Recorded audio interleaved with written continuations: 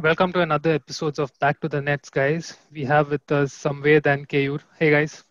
Hello. I Another ano- another week and the first victory of ours against Fulham, top of the table till Everton's game took place, and we have another game which is there tonight. So a lot to discuss about the previous game and a lot to discuss about this game. So let's get straight to it, guys. What are your thoughts about the Fulham game? 3-0 victory away from home, comfortable victory. Uh, So yes, Samved. yeah, I think it was a very clinical performance. So the defense looked quite sorted. We were able to hold our own in the midfield, and our front three have never really been an issue even in the last Yeah, season. So I think it was a very clinical performance. Obviously, there are a few areas for improvement. I think which can only we can only improve that once we have the right personnel. Firstly, in the creativity part, I felt that we really lacked that creative flair in the center of midfield. So we saw Lacazette tracking back, Willian yeah, switching, coming through the center. I think a few times we even switched to a 4-4-2. So I think if we get the right personnel, then it looks like we are definitely aiming for the top four. yeah. I think we currently, as we have been discussing before, also we are playing with the back three, not mainly because we don't have certain players in the midfield. We get the right one or two right players, and we Arteta gets to have the formation he wants, and automatically the team definitely does well. Keyur, we had two debutants on the day in Willian and Gabriel. Both of them had Willian won the man of the match with two assists and being of having a vital part in the first goal. And Gabriel was obviously come. But what did you make of their debut?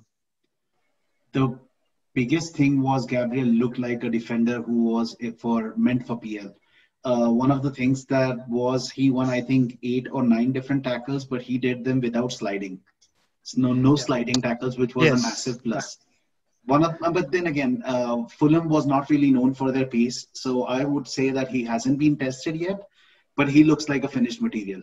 I would Yeah. not say that Gabriel. I won't judge Gabriel from the first game that he showed against Fulham. I mean, after the first goal itself, Fulham, you could see that there was no fight left in Fulham. Yeah. There were like these one-off chances, but it wasn't like a convincing, a PL kind of a deal where you see other teams coming back hard at us again to get that Yeah. equalizer. So Yeah. but then again, no offense, any minute spent on the field is good enough to, Yeah. that goes on your record. So it was a solid, concrete performance from a defender, something that we lacked over the years. I think with Luis and Saliba joining this can only look solider and solider. Looks. It looks like a defensive wall rather than one-off defender striving. Yeah. And Villain is a finished material with the PL, 76 odd goals. Yeah. And the biggest thing with Villain was all these games with Chelsea, he has never made a goal from the cross. So that was like, that was an assist from the cross coming in his first game. Definitely something I'm happy about. Yeah. Thrilled. Yeah, and I think it was a good game for us to start off the season with because Arsenal, as we discussed on the previous time itself, that Arsenal have never. It was quite a long time since we had a good start to the league, and this was a welcome change and something that was really needed for the confidence of the players too. Speaking of the rest of the game, we scored 3 goals, and of which one was a bit of a scrappy goal, one was a set piece, but the third goal was another piece of beauty playing out from the back, and it was very similar to the one that we scored against Liverpool. So, Samved, what was your take on the way we have played in general, like our attacking style of play, and especially when it comes to the goal? Like, do you want to add anything about that?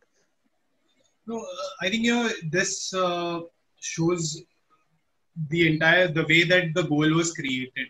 It shows a clarity of thought, in the players, also in the management. I think that is what was lacking under Emery, because say playing from the back, you start the whole process, but how Yeah, quickly do you create a chance from that play? And I think it shows that something like this can be replicated not just against a team which has just been promoted, but also yeah, against the champions. We've done that against the two opposite teams. it is it's just a process that Arteta has started. Players feel more Yeah, comfortable on the ball, and I think going ahead we'll see a lot of goals like that, and that really excites me, because if we get a few more players, say like Oyer, yeah, then we'll be seeing more and more of goals like this. And you see, even a lot of the top teams, say teams like Chelsea, Man City, Liverpool, they play a very high line. yeah, You know, so you'll see most of their even their defenders are almost close to the half line. Especially when you're playing against a team like that, having a play like this in your armory, it really puts yeah, fear in the opposition's mind. So it can help us defensively as well when they know yeah, that we can break so quickly. I think it was really nice to see. I think it is just a culmination of the process that Arteta had started yeah. when he joined. And I'm very sure that we are going to see a very similar style of play even against teams like Liverpool, Man City. Yeah. True, and one of the testament for such kind of a performance is when you see a player like El Neni, who has, a lot of people thought that he was done and dusted. And let's me face it, he wasn't. He's not the best quality midfielder but he had like a game wherein he gave his 100%. He did what was told to him. He didn't do more, he Hmm. didn't do less. He did what was told to him, and he did it well. And that is all that is needed from his role. And you can see that every player has a particular task, and they're performing it as it's required from them, and that is definitely positive. Yeah. Another player who I personally felt who played really well on the day was Hector Bellerin, a player who has come under criticism quite a bit over the last couple of months. But towards the end of last season, he did get back, and he seemed to have been really, really quite good on against Fulham. So Keyur, uh, Hector Bellerin, like there were rumors of him being sold also, but do you think that we need to sell him, or are you happy with the way he has been playing? I still get a feeling that if someone comes in for Bellerin, Bellerin will be sold, and that is Yeah, simply because we had no business of keeping both AMN, and we didn't have yeah, any reason of re-signing. I mean, not re-signing, but signing Cedric. signing Yeah, on a permanent Cedric Soares, and plus the fact that we also have on a backup the lost guy Chambers, who was traditionally a right back. I think yeah, that just to raise the funds, if it comes to the point that someone comes in for Bellerin will be sold. And one yeah, of the things with Bellerin that I still find something where he has to improve is crosses. yeah. He's He's crossing pretty good when it comes to laying them across the floor, but if it's over the top the crosses, I final ball. don't Yeah, think yeah, Bellerin yeah. has it in him yet. That So does seem to be a problem, and that is probably a part where Arteta also mentioned when it came to Cedric. He said that he likes Cedric's final pass, which is does say a lot because Cedric does have a good cross in him, but yeah, Bellerin maybe that is something which he'll have to improve. Uh, so yeah, and speaking of player sales, as you touched upon that, there are a lot of players being linked. I guess this being the final 2 weeks of the transfer window that are going to come, we are going to see a lot of movement for sure, and we won't see players being bought in till we get rid of players. One of the players like Socrates and Torreira are highly linked away. But one player who left us this week was Martinez. It definitely was a sucker punch to all of us. Like it hurt to see a player who has been at the club for so long. But Samved, what is your take on this? Have you made peace with it? Do you agree to the deal, or do you think we could have done better? Or like what was? See, we had discussed this last week also. Yeah, The best case scenario would have been that both Leno and Emmy had stayed. But yeah, obviously, when you have two such highly rated keepers, it makes sense that both have aspirations, that yeah, both of them should be starting for a team in the top flight of football. yeah, If it was a choice between Emmy and Leno, I would definitely, keeping aside all emotions, Leno is definitely the better keeper. first choice. He's Yes, proven it, yeah, over a yeah, period of time. So it made sense, but it still hurts seeing a player like it, that go. And yeah. I really don't see, if we can have a better number two keeper than him. Yeah, I think that was definitely a luxury that we had to have such a good quality number two. But a lot of factors came into picture for this. Like, had Leno not got injured, everyone would have, nobody would have seen how good Emmy was, or he wouldn't have stepped up because he needed those games.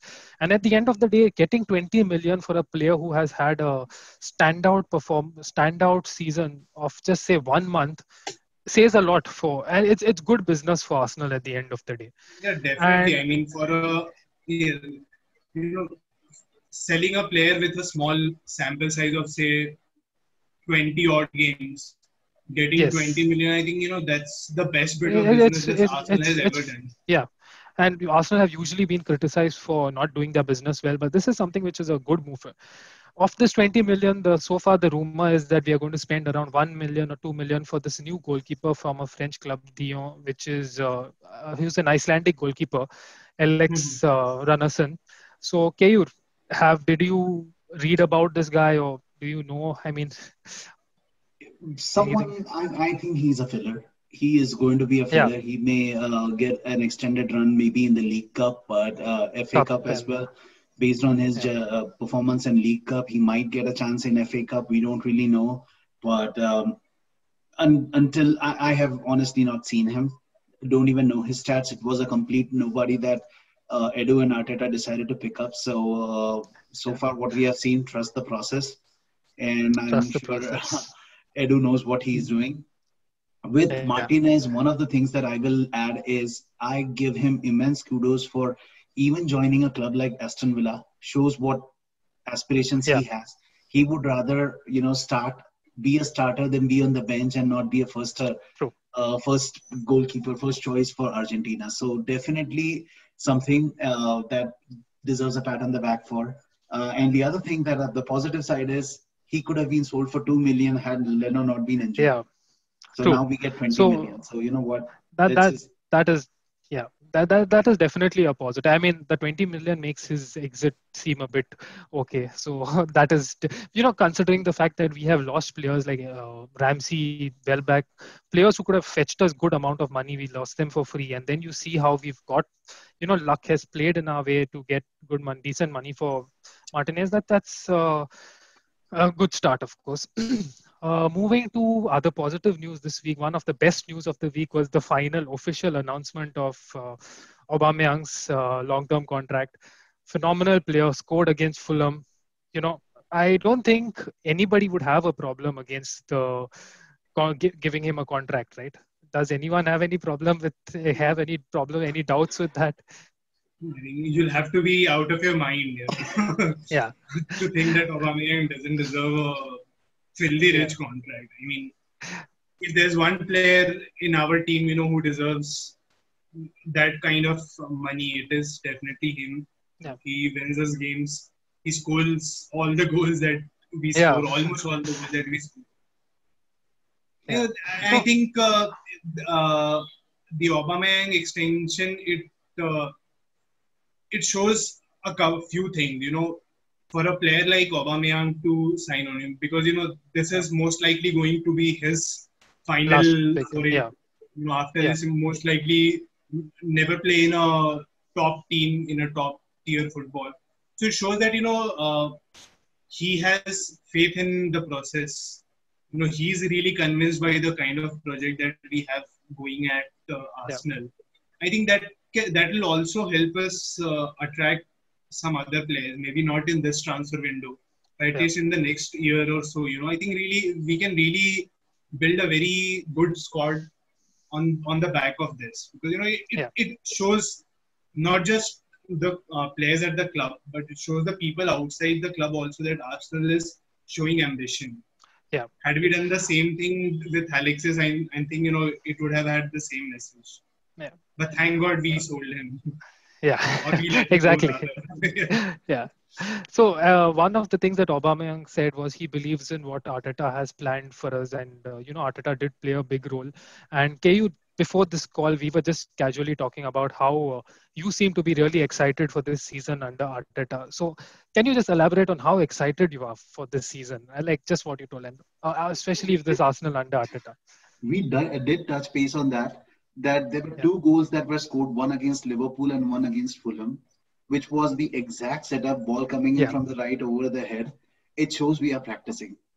Yeah. It was like, we talk about Wenger ball, we talked about Emery ball, and then Arteta ball, but this is like proven stuff. It happened Yes. against Liverpool, it happens against Fulham.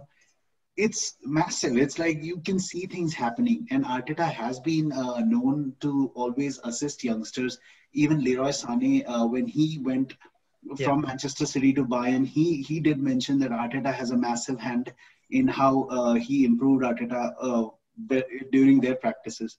So, with that being said, we also see Saka stepping up. We Yeah. have not really seen an extended run of Martinelli under Arteta, so that's something positive to look forward to. Yeah. And I feel that a top four finish this year, and again, I say top four, but I have a feeling that we will be in the top three. I have a feeling that we will be in the top three just with the way we are playing. But that is, again, kudos to Arteta. Art.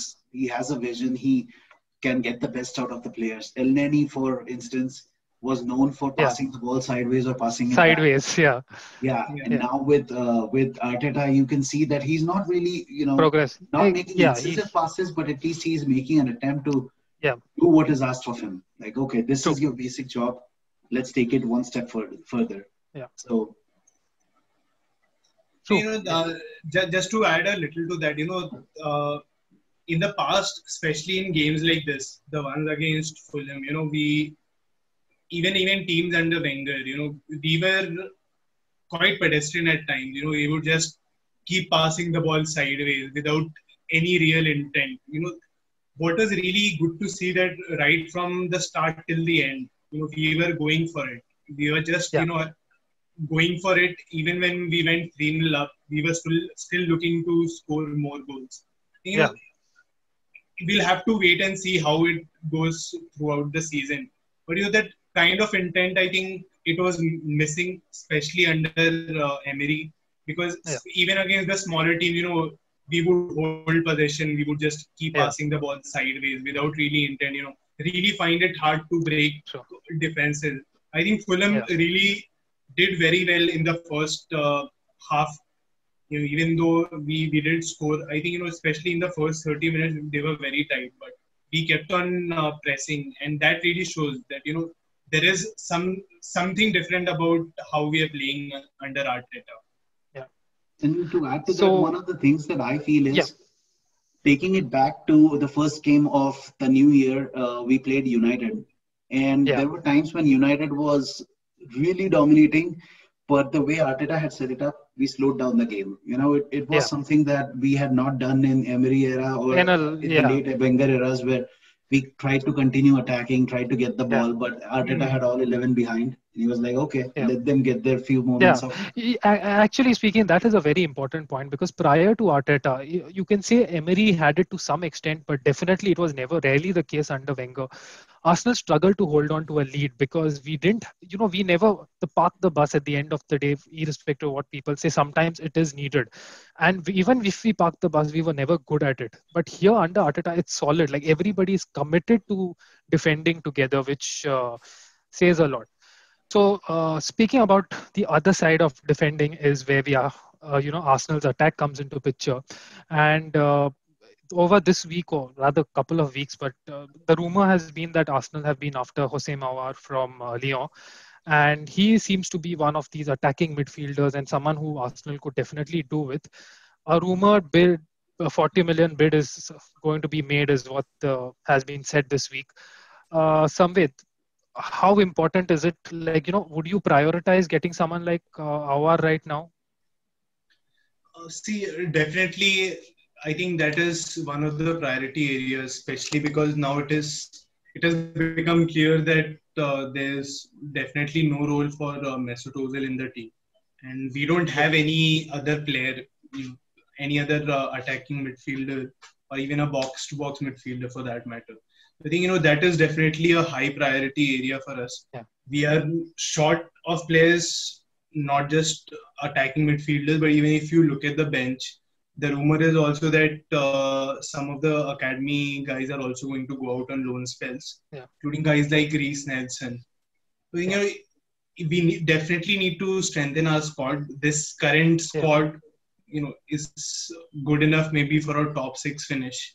But for Yeah. us to reach that top four level, I think we definitely need an attacking midfielder and possibly even somebody like Thomas Partey. Yeah. And rumors with Thomas Partey are still the same, wherein Atletico just want the release clause to be met. We Yeah. pay the release clause, and so that's what I mentioned. We have in the last 2 weeks, mainly the last week, we'll have a lot of movement for sure. And because see, one thing is currently Arsenal are unable to sell, and if they cannot Hmm. sell the players, there will be some loan deals at least. We will let go of people on loan, and there will be a lot of things. So let's see. We are entering the last 2 weeks, so hopefully we are going to be up for some good. Hopefully it's mostly positive Hopefully, news because. But at the same time, we have to expect that there will be a couple of departures, at least one departure, I feel, which will upset the fans. We don't know who it is, but yeah. knowing how the things are right now and how we are unable to sell some players, uh, it's better if we are emotionally ready for that.